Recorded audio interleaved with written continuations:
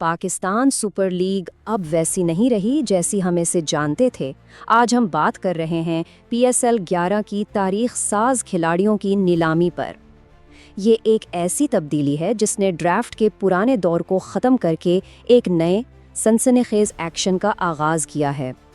आइए देखते हैं कि इसने लीग का नक्शा कैसे बदल कर रख दिया है। तो सबसे बड़ी खबर ये है कि पीएसएल का पुराना ड्राफ्ट सिस्टम अब बिल्कुल ख़त्म हो चुका है। इसकी जगह ले ली है एक नए और कहीं ज़्यादा दिलचस्प ऑक्शन ने, जहां टीमें खुलकर अपने पसंदीदा खिलाड़ियों पर बोली लगाती हैं। ये कोई मामूली तब्दीली नहीं है, ये एक ऐसा कदम है जो लीग के मुस्तकबिल को हमेशा के लिए बदल देगा। तो अब सवाल ये पैदा होता है कि ये नया नीलामी का निज़ाम आखिर काम कैसे करता है।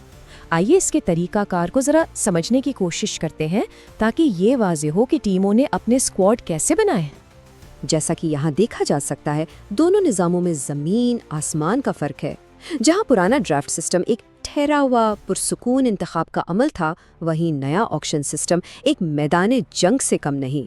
यहाँ टीमें अपने बजट के साथ एक दूसरे के खिलाफ बोली लगाती हैं, जिससे बेहतरीन खिलाड़ियों के लिए एक ज़बरदस्त मुकाबला देखने को मिलता है। तो ये काम कैसे करता है? बहुत ही सीधा सा हिसाब है।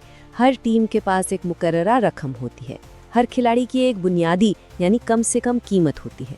फिर शुरू होती है असल कहानी, बोली की जंग, और आखिर में जो टीम सबसे ऊंची बोली लगाती है, खिलाड़ी उसका हो जाता है। ये मॉडल आईपीएल जैसा ही है, लेकिन पीएसएल ने इसे अपने अंदाज में अपनाया है। जाहिर है, इस नीलामी के कुछ उसूल भी हैं। हर टीम को 16 से 21 खिलाड़ियों का स्क्वाड बनाना है, जिसमें कम से कम 5 गैर मुल्की सितारे ज़रूर शामिल हों।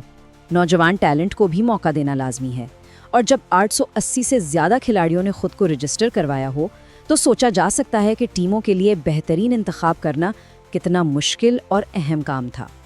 और अब आते हैं इस इवेंट के सबसे दिलचस्प हिस्से की तरफ, वो बड़े खिलाड़ी जिन पर रिकॉर्ड तोड़ बोलियां लगीं और जिन्होंने सबकी तवज्जो अपनी तरफ खींच ली। ज़रा ये रकम देखिए, 8,65,00,000 रुपए। क्या कोई सोच सकता था? ये थी इस तारीखी नीलामी की सबसे बड़ी, सबसे महंगी बोली। इससे साबित होता है कि टीमें टॉप टैलेंट के लिए किसी भी हद तक जाने को तैयार थीं।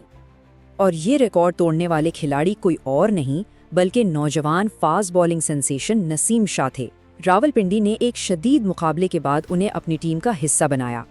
तो ये हैं इस नीलामी के टॉप 5 सितारे। नसीम शाह सबसे महंगे खिलाड़ी बने, जबकि फ़हीम अशरफ भी ज़्यादा पीछे नहीं रहे। लाहौर कलंदर्स ने अपने 2 अहम खिलाड़ियों फ़खर जमान और हारिस रऊफ को वापस खरीदने में कामयाबी हासिल की, और कराची किंग्स ने ऑस्ट्रेलिया के धमाका खेज बल्लेबाज डेविड वार्नर पर बड़ी सरमायाकारी की। लेकिन नीलामी सिर्फ बड़ी खरीदारियों का नाम नहीं है। इसमें कुछ बहुत हैरानकुन और गैर मुतवक्को लिम्हात भी देखने को मिले, जहां बड़े बड़े नामों को कोई खरीदार ही नहीं मिला। क्या कोई अंदाज़ा लगा सकता है कि कौन से बड़े सितारे थे जो इस नीलामी में फ़रोख्त ही नहीं हो सके? जो नताइज सामने आए वो काफ़ी हैरानकुन हैं। जी हाँ, यकीन करना शायद मुश्किल हो, लेकिन इमाद वसीम, कॉलिन मुनरो और जॉर्ज मुंसी जैसे बड़े बैनुल-अक़वामी नामों को कोई ख़रीदार नहीं मिला। ये नीलामी के सबसे बड़े अपसेट्स में से एक था। और यही तो इस नीलामी का सबसे बड़ा सबक है, यही इसकी खूबसूरती है। यहाँ सिर्फ बड़ा नाम होना काफ़ी नहीं है, बल्कि मौजूदा कारकर्दगी और टीम की हिकमत अमल में फ़िट होना ज़्यादा अहम है। इस नए फॉर्मेट ने साबित कर दिया है कि अब तरजीहात बदल चुकी हैं। तो आखिर में इनफरादी खिलाड़ियों से हटकर अगर देखें तो इस नए नीलामी निज़ाम का पाकिस्तान सुपर लीग के मुस्तकबिल पर क्या असर पड़ेगा, आइए इसका भी जायज़ा लेते हैं। तो इस तब्दीली का नतीजा क्या निकला? जैसा कि ये चार्ट दिखा रहा है, इसके फ़ायदे बिल्कुल वाज़ेह हैं। लीग में शफाफियत आई है, शायकीन का जोशो खरूश बढ़ा है, और सबसे अहम बात, पीएसएल अब आलमी मेयार की लीग्स के बराबर खड़ी नज़र आती है।